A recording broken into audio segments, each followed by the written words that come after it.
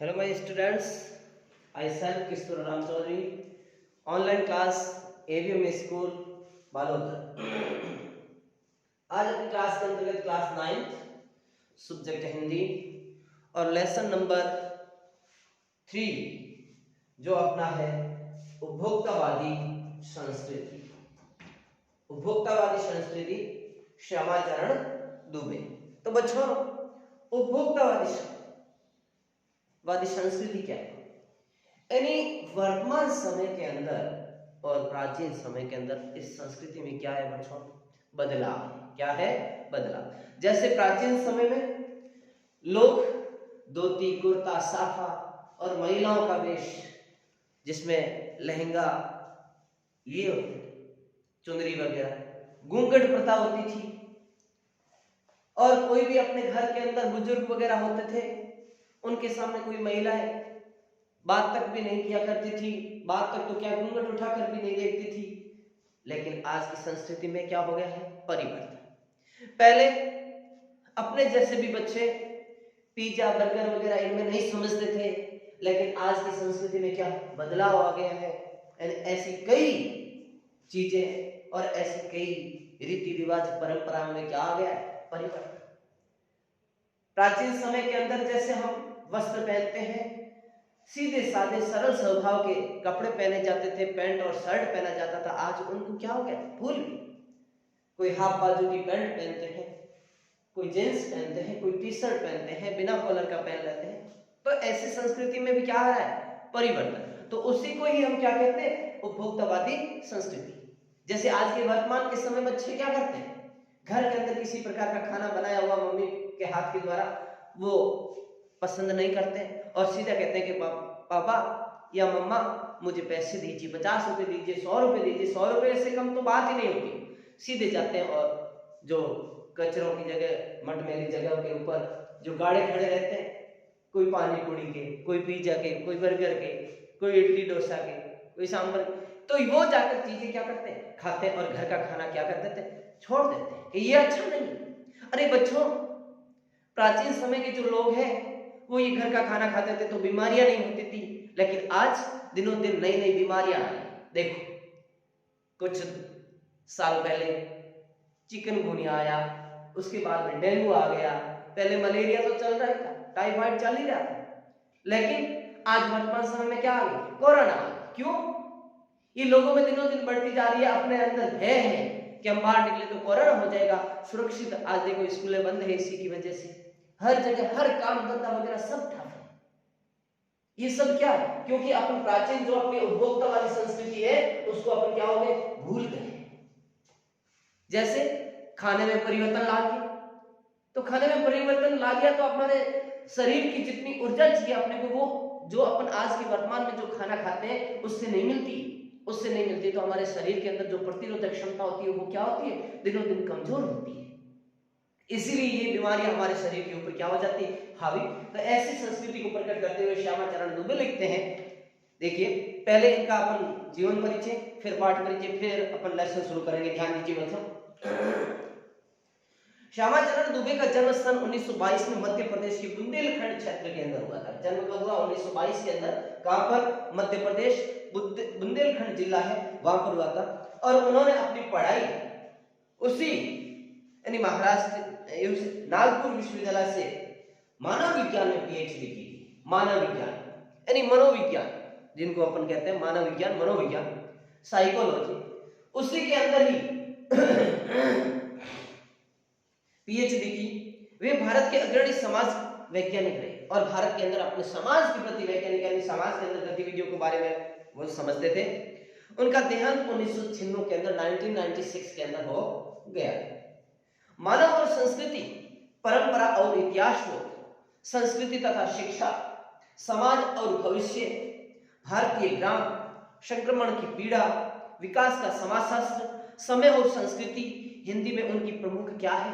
पुस्तकें हैं, वो अंडरलाइन कर लीजिए। एग्जाम में पूछा जाता है कि किन्हीं 2 पुस्तकों के नाम लिखिए, तो आपको ये चीजें लिखनी। कौन सी? मानव संस्कृति, प्रमा और परंपरा, इतिहास बोध है, संस्कृति तथा शिक्षा है, समाज और भविष्य है, भारतीय ग्रामीण है, संक्रमण की पीड़ा। तो आज भी संक्रमण है, यही महामारी कौन सी, कोरोना, इसके अंदर भी संक्रमण यानी एक दूसरे के संपर्क में आने से ये फैलता है। तो ऐसी पुस्तकें उन्होंने लिखी। प्रोफेसर दुबे ने विभिन्न विश्वविद्यालयों में अध्यापन किया और प्रोफेसर दुबे ने विभिन्न विद्यालयों में जाकर अपनी शिक्षा ग्रहण की तथा अनेक संस्थाओं में प्रमुख पदों पर भी रहे। और ऐसे कई संस्था है जिनके विश्वविद्यालय विद्यालय के अंदर जाकर पद पर कार्य ग्रहण किया और वहां पर काम किया। जीवन, समाज और संस्कृति के ज्वलंत विषयों पर उनके विश्लेषण और स्थापनाएं उल्लेखनीय है। भारत की जनजातियों और भारत की जनजातियां जैसे गारो है, खासी है, यानी चिक्के वगैरह उधर अपने यहाँ पे जैसे ग्रासिया है, शहरिया है, मीणा है, भील है, कंजर है, ये भी जातियां। तो ऐसी जातियों और ग्रामीण समुदाय जैसे है कि गांव से, और आप भी बच्चों कोई आज सिटी में रहने से सिटी के नहीं, आखिर में तो किसी गांव से, तो ग्रामीण परिवेश से हो। तो समुदाय में केंद्रित उनके लेखों ने बहुत समुदाय का ध्यान आकर्षित किया है। वे जटिल विचारों को तार्किक विश्लेषण के साथ सहज भाषा में प्रस्तुत करते हैं, सरल भाषा में प्रकट करते हैं। ध्यान दीजिए, पाठ परिचय। उपभोक्तावादी की संस्कृति, निबंध बाजार में, ये एक निबंध है जो बाजार की विपरीत में आ रहे हैं, यानी जैसे लोग ग्रामीण में रहना, खाना पीना, यानी जो बाजार की वस्तु उनके बारे में समझते नहीं थे, लेकिन आज ग्रामीण की परिवेश तो भूल गए हैं, संस्कृति भूल गए, और बाजार की जो संस्कृति है उन्हीं को गांव के लोग भी क्या कर रहे हैं, आकर्षित कर रहे हैं, अपनी ओर खींच रहे हैं। वो भी जाना चाहते हैं कहां पर, शहरों की ओर। समाज की वास्तविकता को प्रस्तुत करते हैं कि किस प्रकार ग्रामीण परिवेश होता था और किस प्रकार आज वही ग्रामीण परिवेश किसमें बदल गया है, शहरी परिवेश में बदल गया, वो किस प्रकार, उसी के बारे में श्यामाचरण दुबे इस उपभोक्तावादी संस्कृति में लिखते हैं।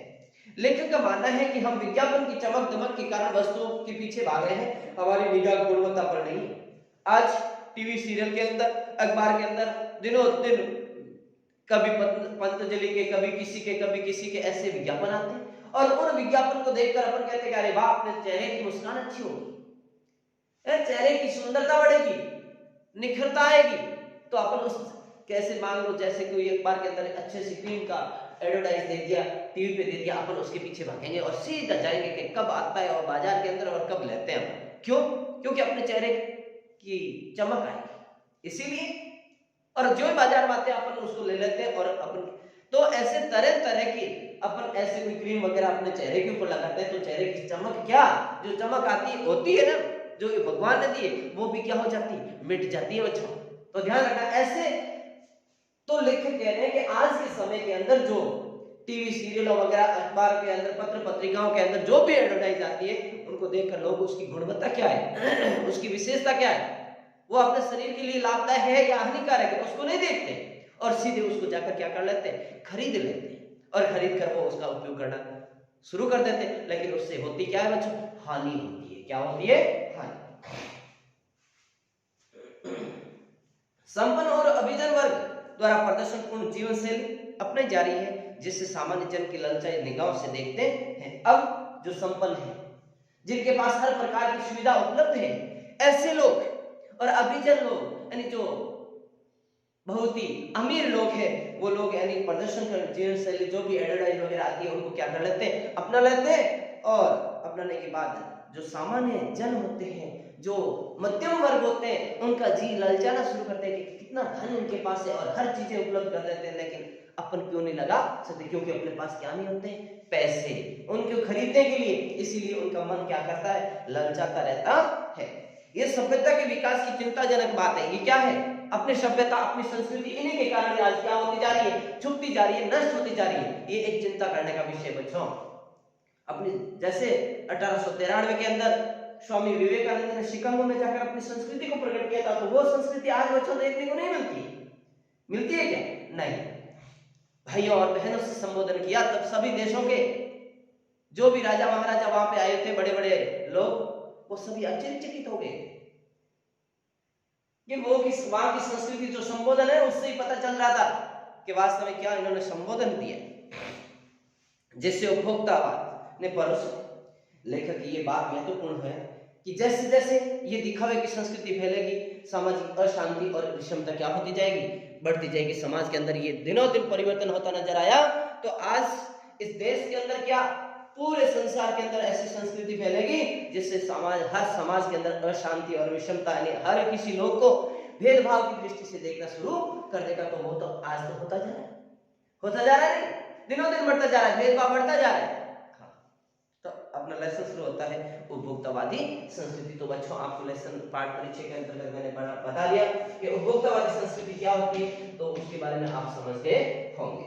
तो ध्यान दीजिए, लेसन करते हैं अपन शुरू। लेखक लिखते हैं कि धीरे धीरे सब कुछ क्या हो रहा है, बदल रहा है, परिवर्तन आ रहा है बच्चों। पहले अपने माता पिता, मैं खुद ही जाऊं मेरे घर के अंदर तो भी किसी जींस होती क्या उसके बारे में भी नहीं समझते थे, लेकिन आज घर के हर सदस्य के जींस पहन कर रखी, टी शर्ट पहन कर रखी। ये क्या है, बदलाव है। किसमें, संस्कृति में। किसमें बच्चों, संस्कृति। एक नई जीवन शैली अपना वर्चस्व स्थापित कर रही है। वर्चस्व यानी अधिकार, एक नई शैली, नई परंपरा, नई रीति रिवाज, वो अपना अधिकार जमा रही है अपने समाज के अंदर, अपने घर के अंदर। उसके साथ आ रहा है एक नया जीवन दर्शन, उपभोक्तावाद का दर्शन। उनके साथ ही उसी संस्कृति को दबा रही है, प्राचीन संस्कृति को, और वर्तमान संस्कृति यानी वही उपभोक्तावादी संस्कृति को दबाकर आज किसमें वो परिवर्तन होता जा रहा है, उपभोक्तावादी दर्शन में। किसमें, उपभोक्तावादी दर्शन। उत्पादन बढ़ाने पर जोर है चारों, हर कोई व्यक्ति में होड़ मची है कि मेरा उत्पादन, मेरा बिजनेस, मेरा व्यापार ज्यादा से ज्यादा हो। ये उत्पादन आपके लिए है, आपके भोग के लिए है, आपके सुख के लिए। जो उत्पादन किया जा रहा है उसमें कौन, मजदूर वर्ग काम कर, तो उन्हीं से उनको क्या, अपने पेट की गुजारे, अपने परिवार का निर्वाह करने के लिए, जीवन निर्वाह करने के लिए क्या मिलता है, धन मिलता है, उसी से वो सुख भोगता है, उसी से वो क्या करता है, सुख भोगता है। इसलिए कहते हैं कि उपभोक्तावाद का जो दर्शन आ रहा है वो सभी अमीर हो भले गरीब परिवार क्यों ना, उन सभी के घर की संपन्नता को प्रकट करने के लिए आता है। सुख की व्याख्या बदल गई है। आज सुख का कोई अंदाजा नहीं है। सुख खाली रोटी और कपड़ा मकान, आवश्यकता जो होती है अपनी सामान्य आवश्यकता, रोटी कपड़ा और मकान, ये तीन आवश्यकता होती है, जन्मजात आवश्यकता। अपने ये तीन मिल जाए किसी व्यक्ति तो वो अपने सुख संपन्न जीवन व्यतीत कर सकते हैं। लेकिन वो सुख आज नहीं, वो तो है ही, उसी के साथ क्या, पैसे भी होने चाहिए, एक दूसरे से अलग अलग बढ़ चढ़कर कपड़े भी होने चाहिए। तो सुख सुविधा का कोई अंदाजा नहीं कैसे, यानी उनकी व्याख्या पहले तो रोटी कपड़ा मकान तक थी, लेकिन आज उसमें क्या हो गया, परिवर्तन हो गया। उपभोग भोग ही है, सुख है, एक सुख बदलाव आया है नई स्थिति में। उत्पादन तो आपके लिए है, पर आप ये भूल जाते हैं कि जाने अनजाने आज के माहौल में आपका चरित्र बदल रहा है और आप उत्पाद को क्या होते जा रहे हैं, समर्पित होते जा रहे हैं। उस उत्पाद, उस संस्कृति को आप, यानी पहले की संस्कृति आज की संस्कृति में, पहले के उत्पादन में आज के उत्पादन में बड़ा परिवर्तन होता जा रहा है। उस परिवर्तन के पीछे आप भागे जा रहे हो और उसमें भेंट होते जा रहे हो। विलासिता की सामग्रियों से बाजार भरा पड़ा। विलासिता यानी जो मन को मोह लेने वाली, मन को बदलने वाली ऐसी कई चीजें हैं जो बाजार के अंदर हर जगह उपलब्ध है, जो आपको लुभाने के लिए, जो आपको लालच देने के लिए, मोह में लाने के लिए जी तोड़ कोशिश निरंतर लगी रहती है, अपने और आकर्षित करती रहती है। दैनिक जीवन में काम आने वाली वस्तुओं को ही लीजिए। दैनिक जीवन यानी जो रोजाना काम आती है उन्हीं वस्तुओं को लीजिए। जैसे टूथपेस्ट चाहिए, ये दांतों को मोती जैसा चमकीला बनाता है। जैसे अलग अलग आ गए, पहले तो एक कोलगेट आती थी, पेप्सोडेंट, फिर पतंजलि आड़न निकाल दिया, फिर और अनेक प्रकार के ऐसे टूथपेस्ट निकालते, सब अपनी अपनी गणोता लगते हैं, ये है, अरे ये नहीं। अब क्या, प्राचीन समय में जो लोग करते थे टूथपेस्ट, कौन सा, घर के अंदर जो अपन आग जलाते हैं उससे वो कोयला बनता है, उस कोयले को और नमक को मिलाकर वो करते थे। पता है, पूछ लेना घर पे अपने बुजुर्गों से कि ऐसा क्या टूथपेस्ट पहले करते थे, तो उससे चमक बहुत ही ज्यादा होती थी, दांत टूटते नहीं थे, जब तक जीवित तब तक 32 के 32। और आज अपने जैसे लोगों के भी दांत क्या हुए, टूट कर गिर गए। क्यों? अपन गुणवत्ता के पीछे, उनको गुणवत्ता देखते नहीं, जो लिखी हुई है उसके ऊपर चले जाते हैं और हर प्रकार की चीजों को दांतों के ऊपर घिसना शुरू कर देते हैं। तो इसी रूप में अपने दांत क्या हो जाएंगे, टूट जाए। ध्यान दीजिए, ये मुंह की दुर्गंध को हटाता है। ये ऐसी वस्तु देखकर लिख दी जाती है ऊपर, और अपन उस चीज को क्या कर लेते हैं, खरीद लेते हैं। ये मसूड़ों को मजबूत करता है और ये पूर्ण सुरक्षा देता है। वह सब करके जो 3-4 पेस्ट अलग अलग करते हैं, किसी पेस्ट का मैजिक फॉर्मूला है, कोई बबूल या नीम के गुणों से भरपूर है, कोई ऋषि मुनियों द्वारा स्वीकृत जो जड़ी बूटियां होती है, माने वनस्पति होती है, और जो खनिज तत्वों से मिश्रण बना होता है, उसको लाकर वो दुकानदार अपने सामने कर देता है कि ये अलग अलग तरीके के बता देता है, और उसमें से अपन अच्छा देखे, अरे वाह ये अच्छा है, दुर्गंध मिटाएगा, अरे मिटाएगा क्या? ऐसी वस्तुएं नहीं है जो प्राचीन समय में होती, आज अलग अलग है, उसमें कुछ मिलावट होता है जिससे अपने नुकसान देते हैं, किनको? दांतों। जो चाहे चुन लीजिए। यदि पेस्ट अच्छा है तो ब्रश भी क्या होना चाहिए? अच्छा। कोई 10 वाले ब्रश से काम नहीं चलेगा, अच्छा होना चाहिए, भले पैसे लगे तो उसका कोई गम नहीं। आकार, रंग, बनावट, पहुंच और सफाई की क्षमता में अलग अलग एक से बढ़कर एक। मुंह की दुर्गंध से बचने के लिए माउथ वॉश भी चाहिए। क्या चाहिए? Mouth wash. सूची और भी लंबी हो सकती है, पर इतनी चीजों का ही बिल काफी बड़ा हो जाएगा, क्योंकि आप शायद बहुविज्ञापित यानी बहुत बड़े बड़े विज्ञापन देकर और कीमती ब्रांड खरीदना ही पसंद करें। सौंदर्य प्रसाधनों की भीड़ तो चमत्कृत कर देने वाले। सौंदर्य यानी अपनी सुंदरता को निखारने के लिए ऐसी कई बाजार के अंदर वस्तुएं हैं जो भीड़ मची हुई है, सबको आश्चर्य देखकर सब लोग क्या हो जाते हैं? आश्चर्यचकित हो जाते हैं। उस हर माह के अंदर उसमें नए नए उत्पाद यानी नई नई फैक्ट्रियां नई नई उत्पाद कर देती है, और बाजार के अंदर वो चीजें आ जाती है और लोग उनके पीछे भागकर वो खरीद लेते हैं। भले साबुन ही देखिए, एक में हल्की खुशबू है, दूसरे में तेज है। एक दिन भर आपके शरीर को तरोताजा रखता है, दूसरा पसीना रोकता है, क्योंकि दुकानदार तो बेचने के लिए हर प्रकार की विशेषता बताता है ना बच्चों, और अपन उनकी कहने के पीछे भागकर हर चीज कर लेते हैं, खरीद लेते हैं। सबसे अच्छा आज के समय में कौन सा? लाइफ बॉय, लेकिन उसकी तरफ कोई ध्यान नहीं देते। ऐसे तो सबसे अच्छी अपने मुल्तानी मिट्टी, जिसको अपन कहते हैं मेट, उससे स्नान करो, बालों में लगाओ, कभी बाल सफेद नहीं। लेकिन आज मेरी आयु है क्या? कुछ नहीं है, 35 साल, तो भी मेरे बाल सफेद। लेकिन मेरे जो बड़े हैं उनके गांव में रहते हैं तो उनके भी नहीं। क्यों? क्योंकि ऐसे अनेक प्रकार के ऐसे यूज लेते नहीं, तेल अनेक प्रकार का, साबुन वगैरह। इसी तीसरा, जल से आपकी रक्षा करता है। ये लीजिए सिनेस्टॉर्स के सौंदर्य का रहस्य, उसका मनपसंद साबुन। सच्चाई का अर्थ समझना चाहते हैं तो ये लीजिए। शरीर को पवित्र रखना चाहते हैं तो ये लीजिए, शुद्ध गंगा जल में बनी साबुन। अब गंगा जल से बनी हुई साबुन दे दी कि ये शुद्ध रखेगा आपको पवित्र, क्योंकि गंगा जल से नहा रहे हो तब शरीर पवित्र हो जाएगा। हो जाएगा बच्चा? नहीं।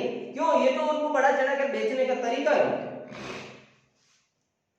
चमड़ी को नर्म रखने के लिए ये लीजिए, महंगी है पर आपके सौंदर्य में क्या ला देगी? निखार ला देगी। संभ्रांत महिलाओं की ड्रेसिंग टेबल पर 30-30 हजार की सौंदर्य सामग्री होना तो मामूली बात है, नॉर्मल बात होगी। 30-30 हजार की सामग्री पहले तो 30 रुपए की नहीं मिलती थी, लोग खरीदना नहीं चाहते थे, और आज तो लोग 30-30 हजार की इकट्ठी करके तब जाकर वो अपने चेहरे को निखार कर फिर वो घर से बाहर निकलती है। कौन? महिलाएं।